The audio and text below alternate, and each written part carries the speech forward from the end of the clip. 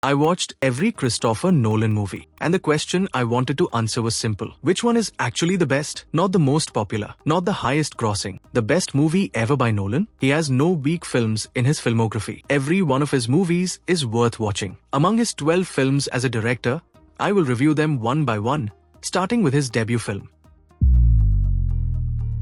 At early point of his career, Nolan didn't have rich relatives in the industry or a degree from a top-tier film school. He had a full-time job and a camera. And with it he filmed his first movie called Following. It's about a young man who starts following strangers through London, but when he fails to keep his distance, he gets pulled into the city's criminal underworld. The whole thing cost $6 grand and made $240,000. Critics lost their minds. Shot on a tiny budget, black and white, and very rough around the edges. You can already see his obsession with non-linear storytelling here. It's clever, but let's be honest. Good start, not great. Memento is the movie where Nolan announces himself. Reverse storytelling about a man who suffers from short-term memory loss and his ways to uncover who killed his wife and caused him to sustain the condition. No massive marketing, just people telling their friends. It made Nolan famous in Hollywood. Even today, Memento holds up. It made $40 million, 9 times what it cost.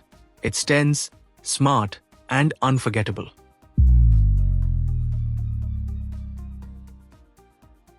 This is the one people forget. Warner Brothers gave him his first real studio budget for Insomnia. He didn't even write this one, it was a remake. But it was his test. Could he handle legendary actors like Al Pacino and Robin Williams? Could he handle a $46 million budget? He crushed it. The movie made $113 million. Nolan calls it his most underrated film, but its real value was trust. Warner Bros. Realized they could hand him the keys to their most broken franchise.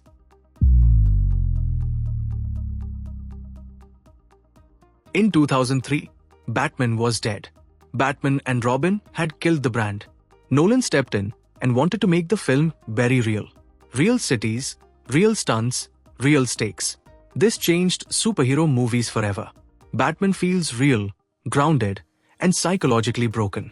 Batman Begins made $375 million, which was great, but the DVD sales were even higher. The Prestige is one of Nolan's most underrated films about obsession, sacrifice, and the cost of greatness. It is the story of two twin brothers sharing one identity and alternating lives with different love partners. The twist isn't just shocking. It was a modest hit, but it built a cult following of people obsessed with finding the clues. If you love Nolan, this movie hits deep. Then came The Dark Knight. Nolan didn't even want to do a sequel at first. Then he cast Heath Ledger. People hated the casting at first. We all know how that ended. Ledger gave a performance that changed movies forever. The film hit $1 billion. It was the first comic book movie to win a major acting Oscar. At this point, Nolan wasn't just a director, he was a brand. But then came Inception. $160 million for an original story about dreams within dreams. No superheroes, no sequels. Just Nolan's name. Dreams within dreams. This is Nolan at maximum ambition. Some people say it's confusing. It really isn't. It just demands attention. The movie is visually stunning, emotionally solid, and endlessly rewatchable. Nolan has balanced spectacle and story perfectly in this. The Dark Knight Rises is Nolan closing his Batman trilogy. Gotham is in chaos, and Bruce must come back from retirement to face Bane and save the city. It's big, dramatic, and emotional. Bruce pushes himself to the limit. Some parts are messy, but it ends the story with stakes, sacrifice, and a satisfying conclusion. Still, it completes the trilogy in a meaningful way. Interstellar by Nolan is his most emotional type of movie. Earth is dying, and a former pilot is forced to leave his kids to save humanity.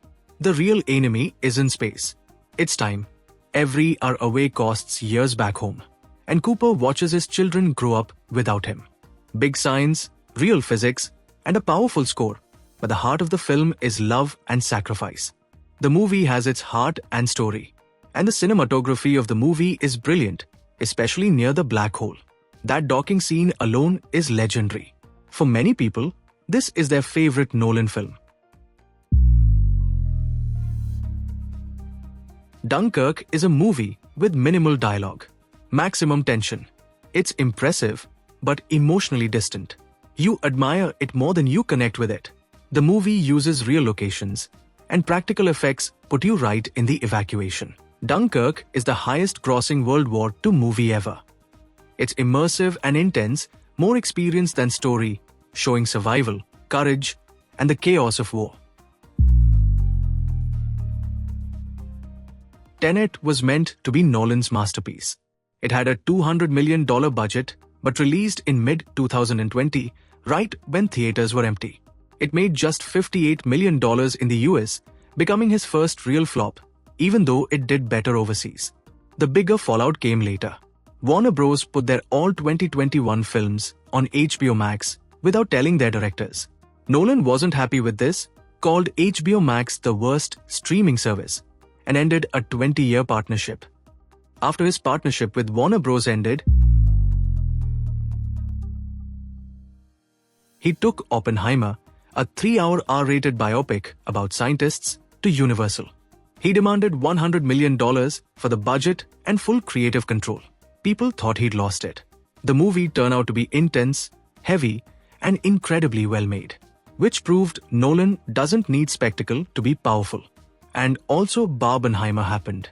It made $975 million, dominated the Oscars, and proved people still show up for real cinema. So after watching every Christopher Nolan movie, the best Nolan movie is Inception. It's perfect balance in everything. That's my ranking. You might agree or you might completely disagree. Tell me in the comments which Nolan movie is your favorite and why. He went from a $6,000 movie to billion-dollar blockbusters. He still avoids CGI when possible, shoots on real film, and turned a 3-hour movie about physics into a global hit and won multiple Oscars for it. That's Christopher Nolan. His next film, The Odyssey, which I'm really excited about, is coming in July 2026, with some of my favorite actors Matt Damon as Odysseus, Tom Holland, Zendaya, Robert Pattinson. I think that movie could be the best Nolan movie ever. The movie was shot around the world and filmed entirely with the latest IMAX cameras, promising massive visuals and immersive action, which we have not seen from Nolan before. If you enjoyed this breakdown, like the video, subscribe, and I'll see you in the next one.